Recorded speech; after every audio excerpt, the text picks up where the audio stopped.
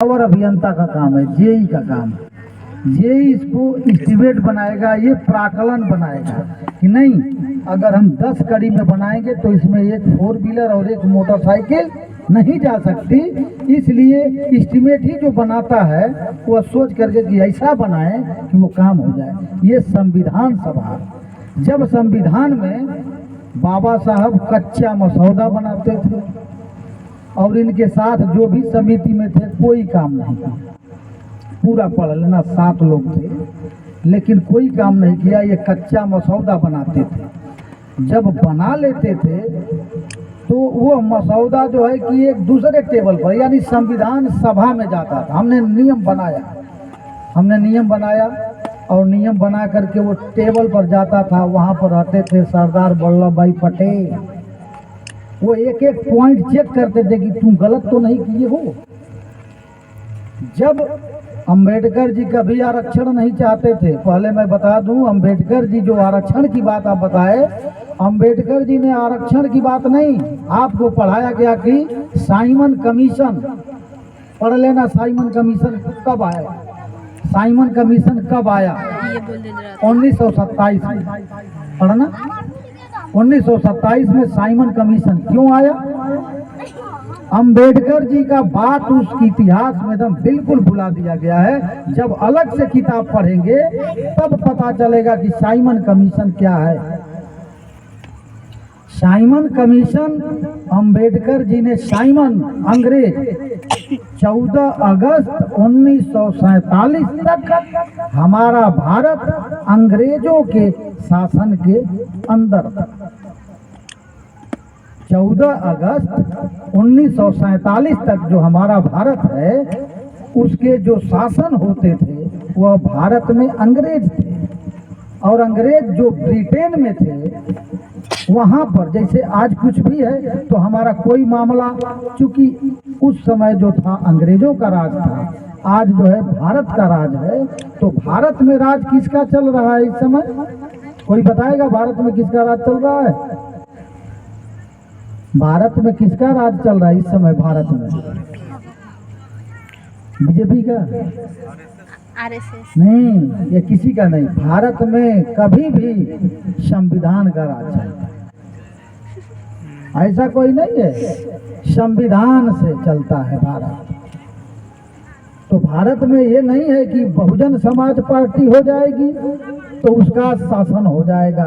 शासन होगा लेकिन वो चलाने का काम कौन कर रहा है? संविधान। अगर वो संविधान तो दे दिए बाबा साहब ने, मैं यही बात बता रहा था कि साइमन कमीशन को बाबा साहब ने लिख कर दिया कि हमारे ही देश में अनटचेबल, माने वो कहीं भी अनटचेबल, अछूत का मतलब कि उस समय क्या लगभग हमको लगता है कि अभी भी आज भी जो मऊ की स्थिति है वह देवरिया की भी स्थिति नहीं है, वो बलिया की भी स्थिति नहीं। अगर आज बलिया में भी चले जाइए तो आज भी जो हमारे पूर्वज जो पहले करते थे, आज भी बलिया में जाइए तो बलिया के पूरब में जाएंगे तो आज भी हिम्मत नहीं है कि वो खड़े होकर के, उनके पास तो इतना भी हिम्मत नहीं है कि वो खड़े होकर के, या अगर वो आ गया तो खड़े हो जाते थे। हम लोग यहीं पर थे, जो इधर से अगर कोई जाता था तो सारे लोग चारपाई से उतर कर बैठ जाते थे। लेकिन आज वो समय नहीं है। हमारे बच्चों ने वो दिन नहीं देखा जो बच्चे बैठे हैं, लेकिन हमसे पहले के हमारे सामने की बात है जो आदमी उठकर बैठ जाता। क्यों? क्योंकि शिक्षा नहीं था, वो शिक्षित नहीं थे। अगर एक पुलिस भी आ जाती थी तो भाग कर जाना पड़ता था बोलने की बात। आज क्या है हमारे समाज में कमी क्यों है? हमारे समाज में सबसे बड़ी कमी यही है कि लोग बोलना नहीं चाहते हैं। यहाँ मैं बोल रहा हूँ तो कौन सुन रहा है? यही लोग हैं ना। यहाँ जो भी बोलिए वो ये मत समझिए कि हमसे कोई बढ़िया बोलता है, नहीं। अगर ये सोचेंगे कभी नहीं बोल पाएंगे। और हमारा समाज बोलने के वजह से पिछड़ा रहा। अगर ये बोलता तो आज पिछड़ा नहीं रहता। आज जो भी अगर बोल रहे हैं तो ये बाम सेफ की बदौलत बोल रहे हैं। जो बाम सेफ की बात है, जो यूट्यूब पर आप देख रहे हैं, वो बाम सेफ में जाकर के जो जितने आप नेता देखते हैं, अगर आज बहुजन समाज पार्टी से, क्योंकि मैं सरकारी आदमी हूँ, सरकारी नौकरी करता हूँ, मैं किसी पार्टी का नाम नहीं लेना चाहता, लेकिन इतना जरूर कहना चाहूंगा कि इसके पहले जो भी था, जो भी सरकारें रही हो, चाहे वो बीजेपी हो चाहे वो कांग्रेस हो, बाबा साहब ने आरक्षण नहीं मांगा था। बाबा साहब ने उस साइमन को ये बताए थे कि हमारे देश में गड्ढे में जानवर तो पानी पी सकता है, लेकिन यदि आदमी पी ले तो वो पानी अशुद्ध हो जाता है। ये किससे कहे थे? साइमन से। ये चीज आपको इतिहास में नहीं बताया जाता है, उसमें सिर्फ ये बताया जाता है कि उस कमीशन में भारतीय लोग जांच कमेटी में नहीं थे, इसलिए उनका विरोध हुआ था। भाई जब भारत में वो आ रहा है इस बात को चेक करने के लिए, तो भारतीय को क्यों रखेगा उसमें? अगर हमारी जाति के, हमारे समाज के, हमारे एससी के, एसटी के, ओबीसी के यदि लोग जा करके, एससी एसटी ओबीसी के लोग जाकर के अगर उच्च पदों पर रहें, सुप्रीम कोर्ट में रहें, तो मजाल है। अगर सुप्रीम कोर्ट में अगर हमारा 22% अगर लोग रहें, तो मजाल है क्या कि कुछ एससी और एसटी एक्ट हटाने के लिए, उनको खदेड़ने के लिए कुछ करने देंगे? वहीं से महाभारत चालू हो जाएगा। इसीलिए मान्यवर साहब ने भी कहा था कि सत्ता में कांग्रेस खूब चलेगी। कांग्रेस को वो कांसीराम जो थे, मान्यवर साहब तो कांसीराम जब आए थे, उन्होंने बाबा साहब को तो लोग भूल जाते अगर कांसीराम जी न आते। बाबा साहब ने अपना कोई अनुयायी नहीं बनाया, और मैं ये कहूंगा कि बाबा साहब ने जो काम, मैं इसी पर एक छोटा सा कांसीराम का करूंगा, क्योंकि हम लोग भी पढ़े हैं तो वही किताब पढ़े हैं जो कांसीराम जी पढ़े थे। सरकार जो किताब चलाती है वही हम पढ़ेंगे। अगर सरकार किताब जो इतिहास को तोड़ मरोड़ कर कराएगी कि इससे ये हो जाएगा, तो वही हम सीखेंगे। कांसीराम की बात बताता हूँ, जो आज कांसीराम, ये जो हम तस्वीर लगाए हुए हैं कांसीराम की, ये मान्यवर साहब साइकिल से चलते थे। ये मान्यवर साहब IAS थे और ये पंजाब में सर्विस करते थे, लेकिन वो कांसीराम के साथ 2 लोग चपरासी ग्रेड पर थे, माने 4th क्लास पर। उन दोनों में से एक का नाम था दीना भाना और एक का नाम था DK खापर्डे। DK खापर्डे और दीना भाना 2 चपरासी थे, जिसमें IAS थे कांसीराम साहब, लेकिन इतने गोरे चिट्टे और नौजवान थे कि दीना भाना भील जाति के थे, यानी सूचित जाति के, जो ST आता है, लेकिन उसमें सर्विस करते थे। तो वो लोगों ने बाबा साहब की किताब को पढ़ा था, और पढ़ा था तो वो कहे कि सारे जयंती होती है, महात्मा गांधी जी की जयंती होती है, उसमें छुट्टी हो जाता है, सुभाष चंद्र का हो जाता है, जितने महापुरुष हैं सबका होता है। बाबा साहब ने संविधान लिखा और बाबा साहब की छुट्टी ही नहीं होती है। जब बाबा साहब की छुट्टी नहीं होती है, तो इसलिए उन लोगों ने अपने सरकार के पास, वो लोग गए पंजाब सरकार के पास, और उससे पहले अपने अधिकारी के पास गए और कहे कि हम लोगों को अंबेडकर जयंती पर सार्वजनिक छुट्टी चाहिए। जो आज हम 14 अप्रैल की जो छुट्टी मना रहे हैं, यह पहले कोई 14 अप्रैल जानता नहीं था कि कौन है 14 अप्रैल की जयंती। ये कांसीराम जब थे, उनके दीना भाना और DK खापर्डे, इन दोनों लोग पहुंचे तो उनका अधिकारी कहा, क्यों आए हो, कैसी छुट्टी चाहिए? कैसे 14 अप्रैल को छुट्टी चाहिए? भाई कहीं नहीं है छुट्टी, किसी भारत में अगर पूछ लो अगर हो तो। कहे कि कहीं हो या ना हो, लेकिन हम लोग सार्वजनिक छुट्टी अगर जब तक नहीं होगी, बाबा साहब ने संविधान लिखा, बाबा साहब की वजह से आज हमको नौकरी मिली, बाबा साहब ने सबको समानता का अधिकार दिया, और हमारा ये प्रण है कि हम लोग इसको शासन से चाहे लड़ के झगड़ कर आंदोलन करना पड़ेगा, लेकिन हम लोग लेंगे। कहा कि तुमको सस्पेंड कर देंगे, तो कहा कि बेशक हो जाएंगे। मामला बहुत हुआ, लेकिन कोई छुट्टी भी 14 अप्रैल को नहीं दिया गया। इसलिए उसमें का थर्ड पर्सन एक आदमी बताया कि ये जो गोरा चिट्टा आदमी बैठा है, वो क्लास 1 का अफसर है, जो उसके पास यदि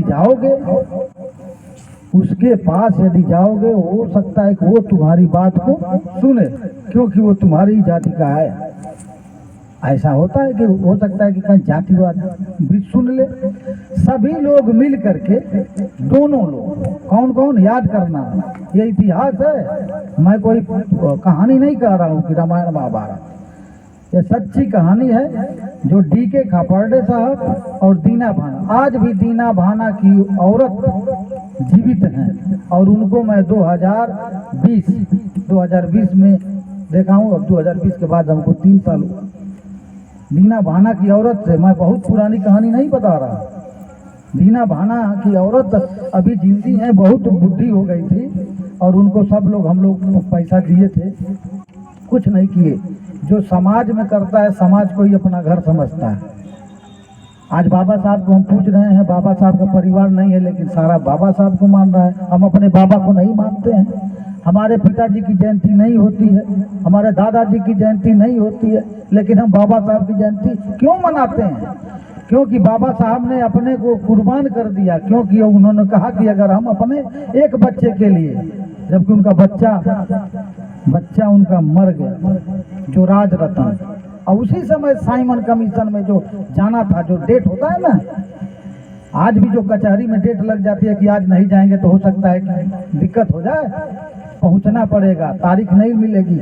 और गांधी जी बैरिस्टर थे, ये भी बैरिस्टर थे, सरदार वल्लभ भाई बैरिस्टर थे, मोहम्मद अली जिन्ना बैरिस्टर थे, सारे लोग बैरिस्टर थे। लेकिन उस समय दीना भाना की बात पर हम आते हैं कि दीना भाना और D.K. खापर्डे कांसीराम साहब के घर पर गए। तो घर पर वो दरवाजा खोले तो देखे कि यार ये तो रोज हुज्जत करते हैं, सब ऑफिस में ही कहाँ से आ गए हमारे यहाँ। तो कहे कि साहब आपके यहाँ बड़ी हम लोग उम्मीद लेकर आए हैं, हम लोग 14 अप्रैल के लिए सार्वजनिक छुट्टी कराना चाहते हैं। तो अलग यार तुम लोग फालतू की बात करते हो, नौकरी करने आए हो, नौकरी करो, ये क्या बांसड़ा लगाए हो, तुमको सस्पेंड कर देंगे। सब बात कर रहे थे ऑफिस में। कहे कि साहब हम लोग आप पर बड़ा उम्मीद लेकर आए हैं, 14 अप्रैल बाबा साहब का जन्मदिन है, डॉक्टर भीमराव अंबेडकर के दिन हमको छुट्टी चाहिए, ताकि हम लोग सभी मिलकर अपने बच्चों को बता सकें कि 14 अप्रैल कितना महत्वपूर्ण है। तब जो है कांसीराम साहब ने कहा कि ये कौन थे अंबेडकर, ये किसका शब्द है? कांसीराम साहब। अरे इतना तुम लोग क्यों परेशान होते हो भाई? ये अंबेडकर जी ने क्या कर दिया, एक संविधान लिख दिया। एक संविधान लिख देने के बाद जो है कि सब कुछ हो गया। अरे तू लोग अपना नौकरी करो, अपनी नौकरी बचाओ, फालतू में पड़े हुए हो। वो कहे कि ये तो गुस्सा हो गए, लग रहा है कि काम नहीं होगा। लेकिन एक बार और रिक्वेस्ट किया दीना भाना ने। दीना भाना साहब ने कहा कि साहब हम आपको ये किताब देंगे और वो किताब आप पढ़िएगा। अब पढ़ने के बाद यदि आप कह देंगे कि तुम लोग कुछ नहीं किए हैं हम लोगों के लिए, तो हम आज के बाद आपसे चाहे नौकरी त्याग देंगे। हम कभी नहीं कहेंगे कि हमको सार्वजनिक छुट्टी 14 अप्रैल की चाहिए। इतना सब हुआ। इसके बाद जब वो किताब ले जाकर के कांसीराम साहब को दिया, उस किताब का नाम याद नहीं आ रहा है, लेकिन किताब वो जो दिया था, उस किताब को बाबा साहब ने पढ़ा, खूब बढ़िया से पढ़ते गए। उस किताब को पूरी रात में 7 बार पूरी रात पढ़ते रहे और उसी किताब ने उनकी जिंदगी बदल दी। और उसी समय उन्होंने तुरंत उन लोगों को बुलवाया और कहा कि अरे यार, हमने तो किताब में पढ़कर क्लास 1 के अफसर हो गए, लेकिन ये तो कहीं भी नहीं बताया गया, ये तो कहीं भी नहीं पढ़ाया गया कि नारियों के लिए उन्होंने इतना किया। अगर बाबा साहब ने जितना किया उतना तो कोई जानता नहीं कि बाबा साहब ने क्या क्या किया। इतना ज्यादा लिस्ट है कि अगर आप बैठे हैं, हमें बोलने का, हमें पढ़ने का, हर जगह हमको जो अधिकार दिया हमारे बाबा साहब की देन है। उस समय उनको पता चला, नहीं तो पता चलता था कि हम अपने काबिलियत के दम पर हम नौकरी पाए हैं। उस समय जब वो जाने तो उन्होंने दीना भाना और डी के खापर्डे साहब से कहा कि देखो भैया, हम तो अब तैयार हो गए। और बाबा साहब की एक बात हमें घायल कर दी कि उन्होंने ये बात लिखा था कि हमें हमारे समाज के पढ़े लिखे लोगों ने धोखा दिया। इस चीज को मैं ये सोचता रह गया, तब पता चला कि 22 से 23 लोगों को बाबा साहब ने पढ़ने के लिए विदेश भेजा था। बाबा साहब विदेश भेजे थे, लेकिन उसी में के एक आदमी उनके पास आया, वो कहे कि मैं उनकी औरत के वजह से वो पढ़े थे। हर आदमी होता है ना, कामयाब तो होता है कि उसकी औरत का हाथ है। बाबा साहब औरतों को क्यों सम्मान करते हैं? अभिषेक ने कहा कि हर जगह माने ये पौरुष गुलामी है, ये बिल्कुल सही है कि अगर पूजा भी करना है घर में भी, तो ये हुआ कि पहले पापा कर लेंगे तब मम्मी करेगी। ये हमारे भी दिमाग में है और ये उसके भी दिमाग में है, और ये उसको नहीं खराब समझ रही है कि हमारा पहले हो, लेकिन है ये शुरू से हमारे दिमाग में है, ये बिल्कुल गलत है। समानता का अधिकार बाबा साहब को पढ़ने के लिए उनकी औरत गोबर पाती थी, जिसको हम लोग गोईठा बोलते हैं, चिपरी, वो पात करके बेचती थी। बेचने के बाद जब छात्रवृत्ति केवल मिलती है तो उससे भोजन नहीं चलता, खर्चा नहीं चल पाता, लेकिन लास्ट में एक एक बिस्किट खा करके और उन्होंने एक एक साथ कैसे कैसे पढ़े। खैर ये सभी लोग जानते हैं कि वो बहुत परिश्रम किए, लेकिन मैं कांसीराम पर आता हूँ कि वही कांसीराम कहे कि अब तुम लोग हमारे साथ चलो, बेशक मुझे नौकरी छोड़नी पड़ेगी, लेकिन बाबा साहब के जन्मदिन पर मैं सदैव तैयार रहूंगा। और उनकी शादी होने वाली थी, वो अपनी माँ को बुलाए और कांसीराम ने कहा कि माँ अब मैं शादी नहीं करूंगा। बाबा साहब के मिशन को जो बाबा साहब ने अधूरा छोड़ दिया उसको मैं पूरा करूंगा, और मैं आज वचनबद्ध होता हूँ कि मेरा इस पूरे संसार में कहीं भी 10 बाई 10 का एक कमरा नहीं होगा। जैसे हम नौकरी किए तो हमने घर बनवा लिया, खेत लिया, जमीन ये किया ना, तो ये यहीं तक सीमित रह जाएगा। कांसीराम कुछ नहीं बनाए, उनका ये 10 बाई 10 का घर नहीं है। उन्होंने दूसरा प्रतिज्ञा किया कि इस समाज में, मेरे इस भारत में कहीं भी किसी भी बैंक में मेरा कोई खाता नहीं होगा, और मेरा पूरा जीवन बाबा साहब के मिशन को आगे ले जाने के लिए ही होगा, मरते दम तक। और तब कांसीराम साहब ने इन लोगों को लेकर संगठन बनाया। बनाने के बाद पंजाब के मुख्यमंत्री के पास गया और सारी बातें पढ़े थे तो पढ़ाई के हिसाब से बताई गई। तब आप लोगों को 1992 में सबसे पहले 14 अप्रैल सन 1992 में छुट्टी स्वीकृत की गई। 92 से पहले छुट्टी नहीं होती। बाबा साहब विदेश में पढ़े थे, इसलिए वो सब खुश होते हैं कि धन्य हो वो छात्र जो हमारे विद्यालय में पढ़कर अपने देश का संविधान लिखा। अगर हमारे देश में पैदा होता तो उसको हम सूर्य की उपाधि देते। ये बराक ओबामा है। हमारे देश में संविधान लिखने के लिए हमारा देश हमारे समाज के आदमी को कुछ नहीं देता है। कौन देता है? विदेश देता है, अमेरिका देता है। यहाँ पर क्या बन रहा है? चाइना से है भारत बड़ा, यहाँ एक सुई भी नहीं बनती। चाइना से बड़ा है, यहाँ पर गौशाला बनता है और एक एक अंधभक्त हैं जो गोबर को खाते हैं, गोबर को पूरा वीडियो में दिखाता है, पूरा खाते हैं। तो वो हमारे देश के लोगों को चाहिए भक्त। मैंने पहले भी कहा था, इसलिए कांसी राम ने बाबा साहब जो भूल गए थे उनको ला करके हम लोगों के बीच में खड़ा कर दिया और सारे लोग जान गए। नहीं तो अब तक तो आया था ना कि अंबेडकर जी का डॉक्टर भीमराव अंबेडकर नहीं, उनका नाम रहेगा डॉक्टर भीमराव राम जी अंबेडकर। अरे ठीक है, नाम से दूसरा नहीं हो जाएंगे। इलाहाबाद का नाम बदल दीजिए, मुगल सराय का नाम बदल दीजिए, जहाँ अली शब्द आ रहा है वहाँ सब बदल दीजिए, तो बदलने से हो जाएगा। क्यों? बाबा साहब जानते थे, इसीलिए भारत के संविधान में उन्होंने यही लिखा था, India that is called Bharat. वो पहले ही अनुवाद बना दिए कि बाद में कोई हिंदुस्तान न कह पाए, नहीं तो वो हिंदुस्तान कहता है। जो बोलते हो ना कि हिंदुस्तान जिंदाबाद, जो मीडिया वाले हैं ना, ये तो और बेकार आदमी जो मीडिया में दिखाते हैं, जो हिंदी फिल्मों में जो मंदिर का करिश्मा दिखाते हैं, अकेले जो है कि पाइप उखाड़ लो और जब भी दिक्कत हो तो बस भगवान के मंदिर में चले जाओ, तो वो भक्त बनाना कि मतलब हम सोए भी रहेंगे, सोचना, कल्पना करना, जैसा हम सोचते हैं वैसा ही होते हैं। गलत सोचेंगे गलत होंगे, अच्छा सोचेंगे अच्छा होंगे। तो हमारी जो कल्पना है वो सही होनी चाहिए। बाबा साहब का मिशन अधूरा, जब हम क्या अधूरा है जनवा नहीं करेंगे। बाबा साहब ने खुद कहा था कि हमारी जन्मदिन मत मनाओ। सिर्फ बाबा साहब ने 22 प्रतिज्ञाएं की थी, उसमें कई को प्रतिज्ञा है किसी के पास?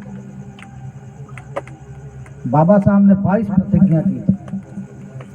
तो हम बाबा साहब को मानते हैं, बाबा साहब की नहीं मानते। अंतर है को और की में। हमको मानना अलग बात है कि हम राम शीष जेई साहब को बहुत मानते हैं, लेकिन राम शीष जेई साहब कहते हम कि हाई काम को दो, वो नहीं करते। माने हम उनको मानते हैं लेकिन उनकी नहीं मानते हैं। बाबा साहब ने जो कहा उनकी बात को कौन मानता है? तो उन्होंने कहा कि केवल डीजे बजा देने से, ये जो हम कह रहे हैं, हमारी बात जितने लोग, अगर मैं ये समझूंगा कि कुछ तो जानकारी हो रही है कि जयंती मनाने से यही है कि मनोरंजन वो अपने जगह पर है, लेकिन पढ़ना, शिक्षित, अभी बताएं किसको हम कहते हैं शिक्षित। अब बाबू जब कोई शिक्षित हो जाता है ना तभी संगठित होता है। अब संगठन का अर्थ बताते हैं। शिक्षित के बाद आता है संगठित, और संगठित कब होगा? जब शिक्षित होगा। और आधा शिक्षित, बाबा साहब कहे थे, उस समय कहे थे कि पढ़े लिखे लोगों को एकत्र करना बहुत ही मुश्किल है, अनपढ़ को एकत्र करना बड़ा आसान है। अनपढ़ आदमी को समझा दीजिए तो एकत्र हो जाता है, इकट्ठा हो जाता है। लेकिन यदि आधे पढ़े लिखे, पढ़ा लिखा अलग होता है और लिखा पढ़ा अलग होता है। पढ़े लिखे का मतलब जिसने खाली पढ़ा और उसके बाद लिखा, माने हमने किताब को पढ़ा और उसके बाद लिखा, और उसके बाद क्या है कोई मतलब नहीं, हमको कुछ न जानकारी नहीं। हमने लिखा कि राम के, माने दशरथ के पुत्र राम थे। दशरथ ने, ये कहा जाता है ना कि एक रावण था, उसके 10 सिर थे।